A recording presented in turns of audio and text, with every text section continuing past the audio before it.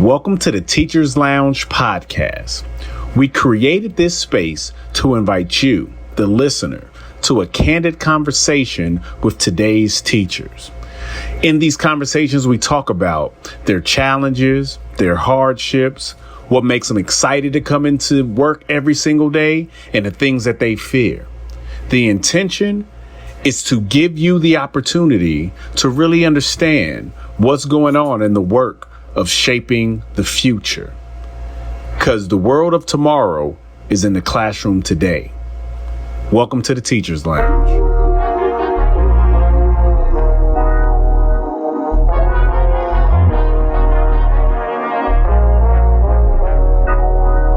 Everybody, welcome to I hope you all have had an amazing weekend. Whenever you're coming into this podcast, I hope that we're meeting you at a point where you have good spirits, or even if you need to have your spirits uplifted. The conversation we're going to have today is one that will contribute to that.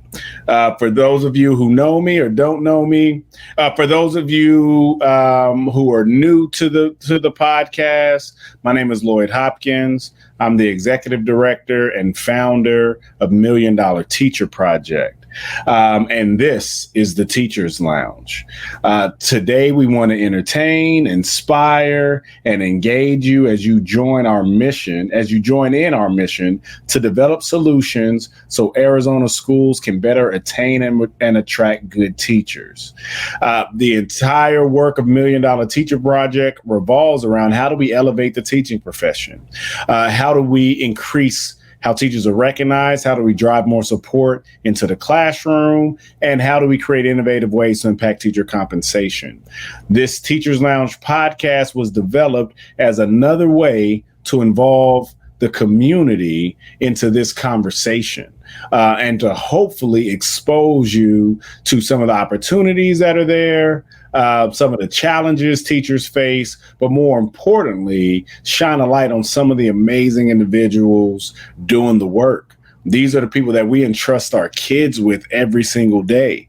And so it's important that we recognize them as human beings, who have flaws and imperfections, but still get up every day to do the hard work of shaping our future.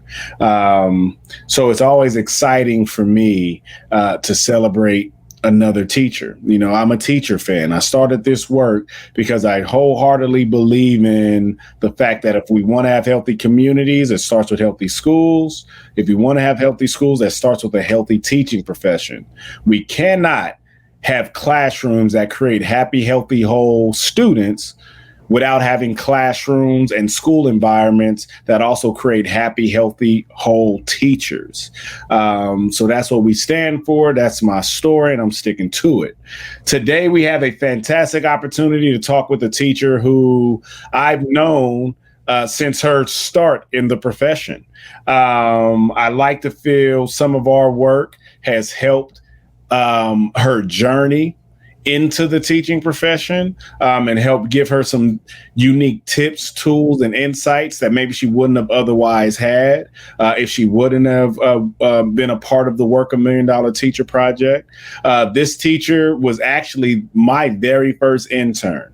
So $1 Million Teacher Project will be 4 years old this upcoming October. And I came across this young lady when I was first launching through the nonprofit program at Arizona State University. She was looking for an experience, an internship, so she could start learning about the nonprofit world. And I don't know if she knew the whirlwind that she was in for when she chose to come work for a crazy guy like me. But even the launch of this podcast, she's a part of it, because without those early folks, those early adopters that saw the vision and wanted to contribute to it and help be a building block in the foundation of this house that is $1 Million Teacher Project, we wouldn't even be here today, So I'm excited. This is kind of like a full circle moment, being able to include her in yet another ambitious offering for $1 Million Teacher Project. So I would like you all to join me in welcoming to the Teachers Lounge, Emily Graham. Hey guys, thanks for having me on today, Lloyd. I learned this from my daughter, Starry. This is a round of applause. A round of applause. That's a favorite in the elementary classrooms. Yeah. So this is what everybody gets, a virtual round of applause. Emily, I'm excited to have you here today. You're one of my favorite people on earth in general. And why I thought this was a fantastic opportunity is because you are still fairly a new teacher. And sure. you're still learning the ropes. You're still learning your way through the classroom, and you're at that pivotal year, that 3-year mark. There's studies. I think it's we lose between 40 to 60% of teachers at the 3-year mark, so this is a crucial time in your experience. And just as you're becoming, not you, but just as people are becoming a master in the profession, we're losing them, and so we're hoping that in some small way, the Work $1 Million Teacher Project can circumvent that and help extend the lifetime of a new teacher in the classroom. We know that people can't stay forever, and people will grow and evolve and want to pursue new things, but we want to heighten the experience and help that evolution be, because new great opportunities are presented because because of what you learned in the classroom, and not because you're not paid well or you're not appreciated or you're not recognized, So if that can be the byproduct of our work, we're successful. So yeah. And that's a noble pursuit. Our kids need it. Our kids really need the work that you're doing to help teachers keep doing what they do. Yeah. So Emily, new teacher. So you're a 3rd grade teacher, right? No, this is my 3rd year teaching, but I am teaching 6th grade this year. 6th grade. Fantastic. So tell me about the day that you decided to become a teacher. Yeah, of course. Okay, so it's kind of a funny story. So as a kid, of course, I was super compassionate. I loved to read. I loved learning about science. Like, my mom could not get me away from the TV because I was always glued to Discovery Channel or Animal Planet. So I knew from a very early age that I had a love for learning and taking care of other things. And when I was a kid, I was like, okay, I'll take care of animals and I'll be a vet. So for a good first half of my life, probably until I was like 13, I was dead set on becoming a vet. I knew where I was going to go to college. I knew what I was going to get my degree in. I knew that I'd have to go to veterinary school, and that was it. And then I had the wonderful opportunity to take a field trip to a veterinary's office and kind of be a vet tech for a day. And holy mackerel, being a vet was not what I thought it was. I thought it was like, oh, please help my puppy. He's sick. And then I give the puppy the medicine and then the puppy's better. But it was not like that at all. It was like, hey, my horse has a boil that's been there for 3 years. Can you drain it? And it was gross. It was sad. It was smelly. And gross, sad, smelly was just not what I wanted for my career. So I had to do some pondering. I had to think about it. And eventually I realized, I had all this compassion. What could I put it into? What better thing than the next generation to lead our country and be change makers in the world? So that's how I landed on teaching. So you learned that being a veterinarian was nothing like TV. It wasn't like Grey's Anatomy, No. Yeah, and like you see it all the TV shows when I was a kid, it was like, we've got this dog and she's injured and she needs immediate care, and the vet comes in and like sews it up, and it's a superhero story. But being a vet can be kind of dull and honestly like way grosser than I was ever prepared for. So talking to you, one of the first things that makes me kind of think about is, we have this pandemic going on in the world, and you're such a social butterfly, and so I feel for the social people. Like I'm an introvert, so I get my energy in solitude. I don't need to talk to anybody, and I'm I'm at a dangerous line of being too comfortable, never see people again, so, and I'm trying to make sure I don't go there. So how is the past, I say the whole world changed the week of March 15th, how has that been for a social person like yourself? How have you been managing in the midst of all of this? Honestly, it's been pretty hard. I think anyone who spends a lot of time around teachers will tell you in a very good way, we are totally full of ourselves. You have to love talking to be a teacher. You have to like the sound of your own voice, because when you're up here like instructing kids for 8 hours a day, it's like you talk all the time. So I think most teachers would tell you that they like to talk, they like to socialize. So for me, it's been hard, on my weekends, I don't like to stay home. I like to go to like video game tournaments or go roller skating or try new restaurants and do Google reviews. So hard. Google reviews. I'm crazy about Google reviews. And I have two styles. So I have like a serious Google review for like really high-end restaurants and stuff, where I'm like talking about the aesthetics, the service, the quality of the food. And then I have my like dope reviews where I talk about like I didn't like the color of the paint on the walls, it smelled like corn chips, not a fan, don't ever go here. So coping has been interesting. I think luckily we live in the 21st century, and there are tons of ways that you can connect with people like we're doing right now. Whereas you couldn't even really do some of the stuff that you can do today 10 years ago. So I play lots of video games. I have lots of friends who play all kinds of games. I do that a lot. I play Dungeons and Dragons. Like, I knew I was a nerd. I did not know I was a Dungeons and Dragons nerd until very recently, and I'm super into it. And I adopted a dog, so that's really helped. You know what? I think so many people have adopted dogs. I also adopted a dog. This is like I know. because we're home, it's ample time to train a dog. And where I got tricked though is I thought my kids would be a lot more involved with this dog, because my kids are teenagers. So I'm like, great, we'll all participate in this.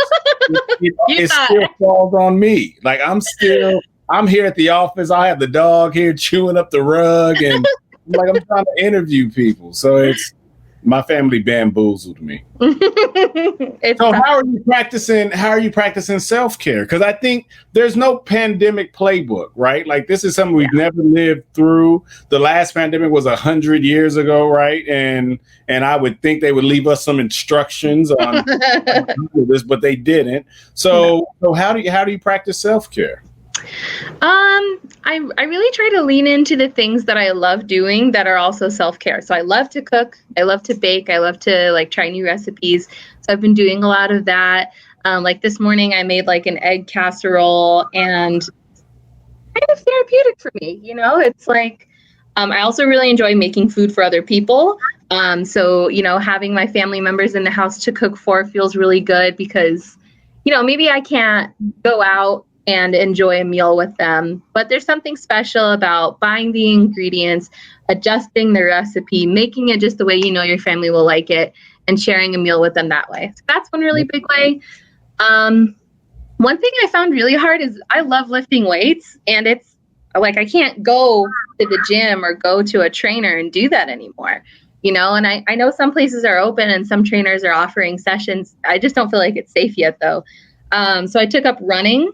I wasn't super consistent with it, but I really liked it. So, this whole thing has really pushed me outside of my comfort zone in terms of like what I'm willing to try, because your options are so limited. So that's been an upside. And that reminds me, people need to know, like, you are a serious athlete. Like I still remember when you hurt your knee, like you were playing basketball, you are no joke. You get it in. Yes. Yeah. So taking it back to the classroom side of things, and you're still being such a new teacher, and I know you're early in your career. What has been your favorite memory or story thus far as a teacher? Oh, there are so many, Lloyd. I have been teaching 7th and 8th grade for the last 2 years. And when I first embarked on this journey of becoming a teacher, I would tell you that you could not pay me enough money to ever be a middle school teacher. But it just so happened that was the first opportunity that presented itself to me. And I absolutely fell in love with it. So the 8th grade students, they're so interesting because they are at a super formative point in their lives where they're about to embark on this whole journey that is high school, but they really don't know that much about themselves yet. They kind of pick up on the trends and what the kids around them are doing. Of course, they're interested in pop culture, but they're at this really critical moment where the things that you give to them to explore could make a huge difference in what they're interested in later. So I'm a total dork. So some of my favorite moments are when someone cuts a fart in class and you just can't. They always tell you when you're training to be a teacher, don't laugh no matter what. But there are some moments where you just have to break down and the whole class erupts in laughter. Those are hilarious. Some of my favorites, of course, or just dumb things. The kids tried to prank me all one day, but they didn't want to do anything mean. So they all walked in with their shoes on the wrong feet. Yeah. Just silly, dorky stuff like that. And then, of course, there are the more heartwarming moments. One of my students, he is so near and dear to my heart. His name is Jesus. He had a horrible time trying to get signed up for high school. It's been really hard for him. They just moved, so that messed up his paperwork. And he lives a block away from me. So I was just come over to my house, come with your mom, we'll sit down and we'll do the paperwork. We did, and he was able to start classes yesterday, and he messaged me and he was just hey, thanks so much, Miss Graham. I wouldn't have been able to get into high school if it weren't for you. And it's stuff like that you do this work for. And I think a lot of teachers would tell you the same thing. Yeah. And with you being such a personable person, and you just said so in your trainings, they'll tell you not to laugh and when kids are acting crazy, but or doing things they probably shouldn't be doing. But there's that saying or that thought that kids don't care about how much you know until they know how much you care. Right? Yeah, so that's absolutely true. It's always a balance because you want to show the kids some of your personality. You want to, and you also want to treat the kids like human beings, right? Yeah, of course. I think what it really comes down to is who you are as a person. Because I came into the profession thinking that really strict teachers had no idea what they were doing. I really was opposed to strict teachers who didn't laugh till Christmas and who did everything by the book. And then I realized it's kind of a matter of just who you are as a person, because, if you're a very rigid, focused, task-oriented person, and that's how you work with your kids, that's great because you're being authentic. Me, I'm not like that. I'm loosey-goosey. Let's just get it done. If we add an extra 15 steps along the way, that's great because that's who I am. And me trying to be strict would be just as bad as a strict teacher trying to be goofy, because at the end of the day, it's just about being authentic, and the kids will gravitate towards whatever your authenticity is. Coming up next week, more with our fantastic conversation with Emily Graham inside of the Teacher's Lounge.